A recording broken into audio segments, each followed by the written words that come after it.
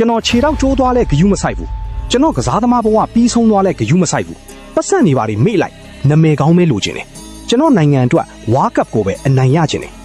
အာဂျင်တီးနားကဆွစ်ဇာလန်နဲ့ရှင်ပြိုင်ရင်အသက်လုနေရတယ် extra time 3မိနစ်ပဲကြာတော့တယ်ပွဲက penalty အဆုံးဖြတ်စီကိုဦးတည်နေပြီသူကအလှပဆုံးအနိုင်ကိုသွင်းပြီးအာဂျင်တီးနားကို quarter final စီပို့ဆောင်ပေးခဲ့တယ်ဒါပေမဲ့ပြဿနာတစ်ခုရှိတယ်သူ quarter final မှာဒဏ်ရာရသွားတယ်အာဂျင်တီးနားကဘယ်လိုပဲဖြစ်ဖြစ်ဝါကပ် final ကိုရောက်လာခဲ့တယ်ဒါပေမဲ့ဒီမာရီယာကတော့ဒဏ်ရာရနေတော့မယ် final ပွဲမနက်ခင်းမှာဒီမာရီယာကသူ့ချက်တော့ကိုရေခဲကန့်ရင်ကြန့်ခိုင်မှုပြေဝဖို့ဖြစ်နိုင်တယ်မြအကုန်စူးစမ်းနေခဲ့တယ်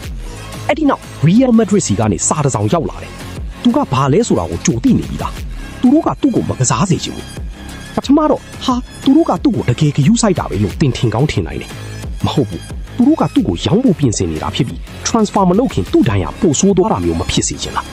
ဒီမာရီယာကအဲ့ဒီစာကိုဖတ်တော့မဖတ်ဘူးသူစုပ်ဖြစ်လိုက်ပြီးလွှင့်ဖြစ်လိုက်တယ်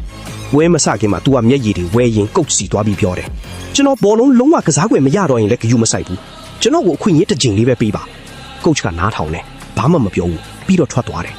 အဲ့ဒီနောက်လိုင်းရက်တွေထွက်လာတယ်ဒီမာရီယာက bench မှာ तू က okay နောက်မှဝင်ကစားရမှာပေါ့လို့တွေးလိုက်တယ်မဟုတ်ဘူး substitution လုံးဝမလာခဲ့ဘူးအာဂျင်တီးနားက World Cup final မှာရှုံးသွားတယ်ဒီမာရီယာကအဲ့ဒီမှာထိုင်ပြီးငိုနေတယ်ကုတ်ကိုကြည့်နေတယ်ဘာဒီဖြစ်လာနိုင်မလဲဆိုတာတွေးနေတယ်သူဘယ်တော့မှမရခဲ့တဲ့အခွင့်အရေးကြောင့်တွေးနေတယ်ပွဲက final ဖြစ်နေရင်တော့ဒီမာရီယာကအမြဲတမ်းပြေးဆက်နိုင်ခဲ့တာပဲ